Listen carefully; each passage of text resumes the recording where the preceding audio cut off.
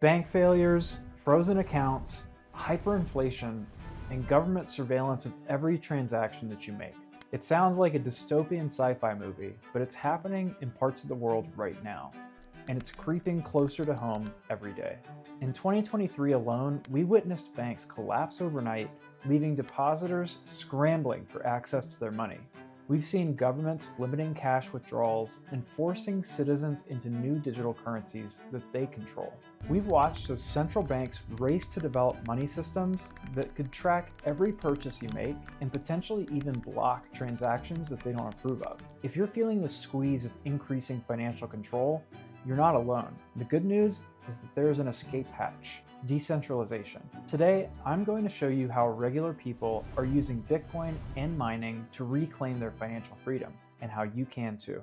Trust in financial institutions is crumbling, and for good reason. Remember Silicon Valley Bank? In March 2023, it collapsed, seemingly overnight.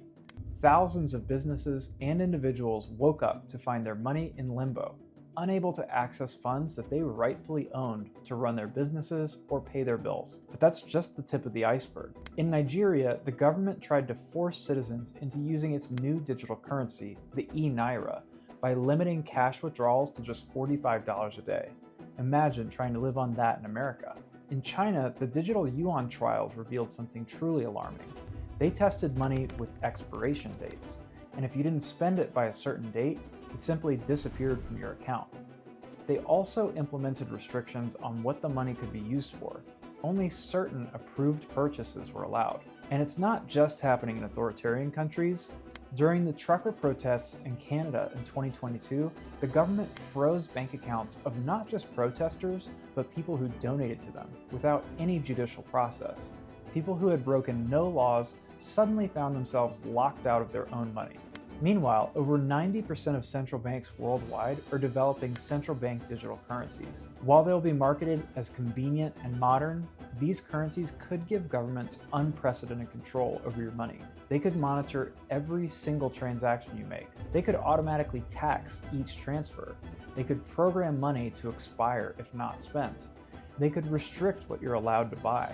And they could block transactions to people or organizations deemed undesirable. The uncomfortable question we all need to ask is, who really controls your money? And what happens when those controllers decide that you shouldn't have access to it? This is precisely why Bitcoin was created in 2009, in the aftermath of the global financial crisis. Unlike traditional currencies or the upcoming CBDCs, Bitcoin operates on a network of thousands of computers worldwide. No single entity, not a government, bank, or corporation, can unilaterally control it, shut it down, or change its rules. Bitcoin offers something revolutionary: true financial sovereignty. If I want to send you Bitcoin, I don't need permission from a bank. I don't need to explain the purpose of my transaction, and I don't need to worry about whether some algorithm flags it as suspicious. The transaction happens peer-to-peer, verified by the network, rather than by centralized gatekeepers. This isn't just theoretical. Bitcoin has served as a financial lifeline for people in real crisis. In Venezuela, where inflation hit over 10 million% in 2019, many citizens turned to Bitcoin to preserve their savings from evaporating. In Lebanon, when the banking system collapsed and people were limited to withdrawing as little as $100 per week of their own money, Bitcoin provided an alternative. In Ukraine, when war disrupted traditional banking, cryptocurrency transfers helped families access emergency funds. And in Argentina, where currency controls are strict and inflation exceeds 100% annually, Bitcoin adoption has soared as people seek to protect their purchasing power. Bitcoin isn't just an investment or speculation. For many, it's becoming essential financial infrastructure. It's a way to opt out of a system that can be weaponized against individuals at any time. Owning Bitcoin gives you a degree of financial freedom, but mining Bitcoin takes that freedom to another level entirely. When you mine Bitcoin, you're not just a user of the network. You become an integral part of it. You help validate transactions, secure the system, and maintain its decentralization. And in return, you earn newly created Bitcoin directly, without having to buy it through exchanges that might track, limit, or report your purchases. Think of it this way. If Bitcoin is like having your own digital gold, then mining it is like owning the gold mine. Mining gives you a continuous stream of Bitcoin that comes to you automatically outside the traditional financial system. No bank account needed, no government ID required, no permission necessary. This is why mining has flourished in regions where financial freedom is most restricted. In Iran, where banking sanctions limit citizens' access to the global economy, individuals have turned to mining. In Venezuela, despite electricity challenges, mining operations provide people with income and a currency that holds its value, unlike the local bolivar. Mining represents the ultimate form of financial sovereignty because you earn Bitcoin directly through your own efforts, not by converting increasingly controlled fiat currency. You actively participate in securing the Bitcoin network, making it more resilient against centralized control. And you reduce your dependence on traditional financial institutions that can restrict your access or monitor your activities. You also help to ensure that the decentralized alternative to CBDCs remains strong and viable, whether you run your own mining equipment at home or participate through hosted mining services. You are taking a concrete step toward financial independence. You're helping build and maintain the escape hatch from the centralized financial system. To fully understand what's at stake, let's directly compare the two competing visions for our financial future. Every transaction is visible to the authorities, and transactions can be blocked, reversed, or censored. And your money can be frozen remotely with the press of a button. It can be programmed to expire, force spending, or restrict purchases. Your usage data can be monitored, analyzed, and potentially shared, and access can be revoked based on social compliance or political views. With Bitcoin, it's decentralized across thousands of computers worldwide. It's limited to a maximum of 21 million coins ever, with true digital scarcity.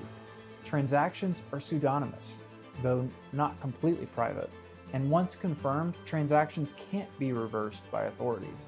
No central authority can freeze your Bitcoin if you control your keys. There's no expiration dates or spending restrictions that can be imposed.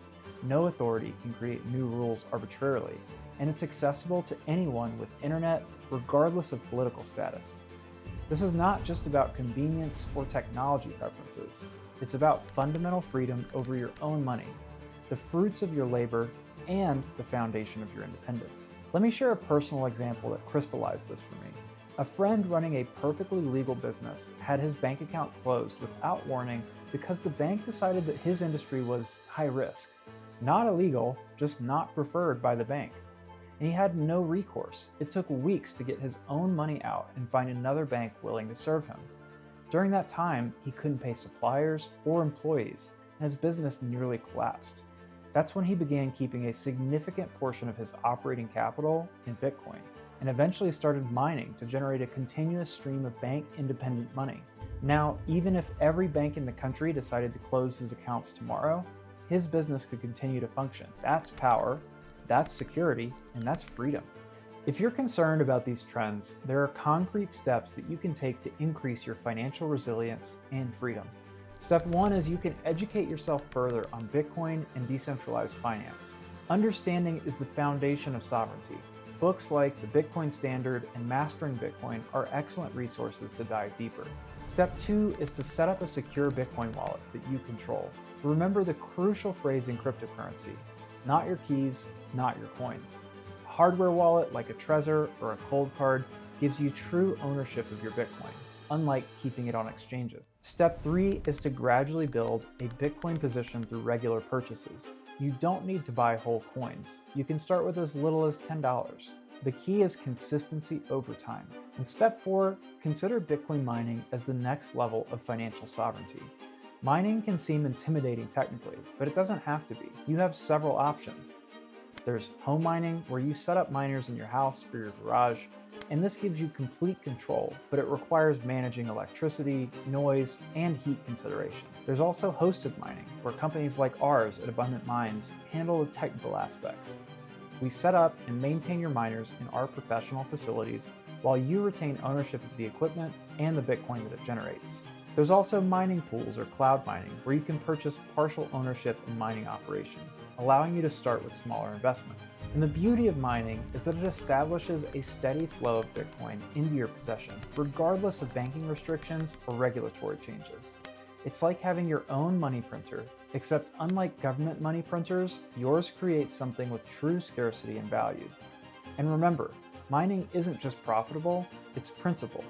Every hash your miner computes strengthens the decentralized alternative to the controlled financial system being built around us. I believe we're heading toward a fork in the road of financial history.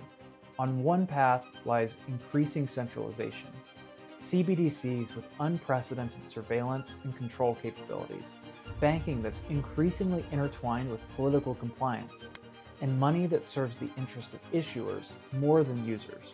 On the other path is a decentralized alternative, Bitcoin and similar systems that cannot be arbitrarily controlled, money that works the same for everyone regardless of their status or belief. Most likely, these two systems will coexist for some time. Many people will accept the convenience and incentives of CBDCs, perhaps not fully understanding the privacy and autonomy that they're surrendering. Others will insist on maintaining financial sovereignty through decentralized alternatives, accepting some additional complexity for significantly greater freedom. The crucial question is, which world do you want to live in? And more importantly, which world are you helping to build? Every time you hold Bitcoin instead of fully surveilled digital currency, you're voting for privacy and freedom. Every time you run a miner, you're strengthening the decentralized network that provides an alternative to centralized control. This isn't about rejecting all government or traditional finance. It's about ensuring that alternatives exist, that no single entity has complete control over something as fundamentally important as money. It's about ensuring that if a financial system is built that oversteps its bounds, people will always have somewhere to go. Financial freedom isn't just about how much money you have. It's about your control over that money. It's about whether your access to your own wealth can be revoked based on political whims, social compliance, or the arbitrary decisions of bankers and bureaucrats. And as we watch CBDCs develop and financial surveillance increase, building your position in decentralized alternatives isn't just prudent investing. It's a form of insurance against a potentially dystopian financial future. Bitcoin mining represents the most direct way to participate in this alternative system. It's how you can earn money outside the increasingly controlled traditional channels while simultaneously strengthening the very network that provides that freedom. At the end of the day, it's about choice and control. Who controls your money? You or somebody else? I know where I stand, but where do you? If you found this perspective valuable, hit subscribe for more content at the intersection of freedom, technology, and finance. We don't shy away from the big questions about where our world is heading and how to maintain independence within it. And if you're ready to take a concrete step toward financial sovereignty through Bitcoin mining, then we at Abundant Minds can help you to get started without the technical headaches. Click the link below to book a consultation. We'll answer your questions honestly and help you determine if mining makes sense for your financial freedom strategy. Don't wait for the squeeze to get tighter. Start building your financial independence today.